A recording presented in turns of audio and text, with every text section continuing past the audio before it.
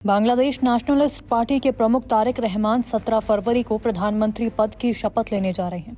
उन्होंने अपने शपथ ग्रहण समारोह में शामिल होने के लिए प्रधानमंत्री नरेंद्र मोदी समेत दक्षिण एशिया के कई प्रमुख नेताओं को आमंत्रण भेजा है। अब तक कुल 13 देशों को इस समारोह का न्योता दिया जा चुका है।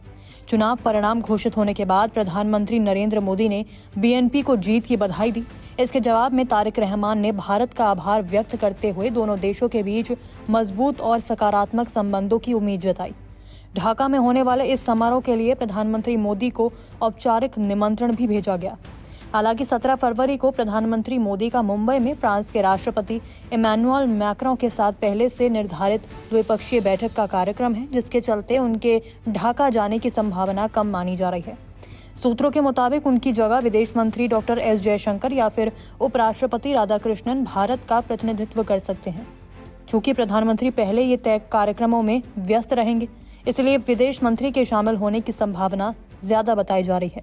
बता दें कि शपथ ग्रहण समारोह के लिए जिन देशों को आमंत्रण भेजा गया है उनमें भारत, चीन, सऊदी अरब, पाकिस्तान, तुर्की, संयुक्त अरब अमीरात, Qatar, Malaysia, Brunei, Sri Lanka, Nepal, Maldives और भूटान शामिल हैं।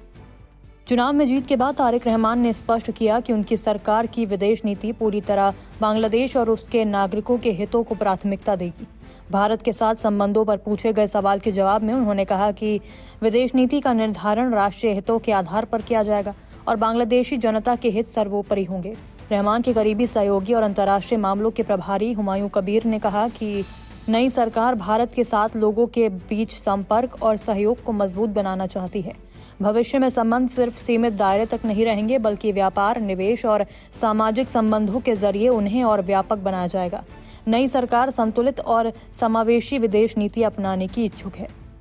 अंतरिम सरकार के दौरान ये चर्चा रही है कि बांग्लादेश का झुकाव पाकिस्तान की ओर बढ़ रहा है। इस पर प्रतिक्रिया देते हुए कबीर ने कहा कि क्षेत्रीय संबंधों को सामान्य बनाना जरूरी है और भारत पाकिस्तान के बीच तनाव के मामलों में बांग्लादेश किसी एक पक्ष का समर्थन नहीं करेगा। उन्होंने दोहराया कि देश अपनी विदेश नीति आपसी सम्मान और राष्ट्रीय हितों के आधार पर ही तय करेगा। कबीर ने पूर्व प्रधानमंत्री शेख हसीना की विदेश नीति को एक तरफा बताते हुए कहा कि उसे लेकर जनता में असंतोष था। वहीं भारत इस राजनीतिक बदलाव को सतर्क लेकिन सकारात्मक दृष्टिकोण से देख रहा है। बीएनपी की निर्णायक जीत के साथ अंतरिम सरकार का दौर समाप्त हो गया है। भारतीय अधिकारियों के मुताबिक अंतरिम सरकार के प्रमुख मोहम्मद यूनुस का कार्यकाल भारत के लिए कई मामलों में चुनौतीपूर्ण रहा है। नमस्कार, मैं हूं मानक गुप्ता। अगर आपको हमारा ये वीडियो पसंद आया हो तो इसे लाइक और शेयर जरूर करें और हाँ, हमें सब्सक्राइब और फॉलो करना ना भूलें ताकि आप देश और दुनिया की कोई खबर मिस ना करें। तो जुड़े रहिए हमारे साथ और देखते रहिए न्यूज़ 24।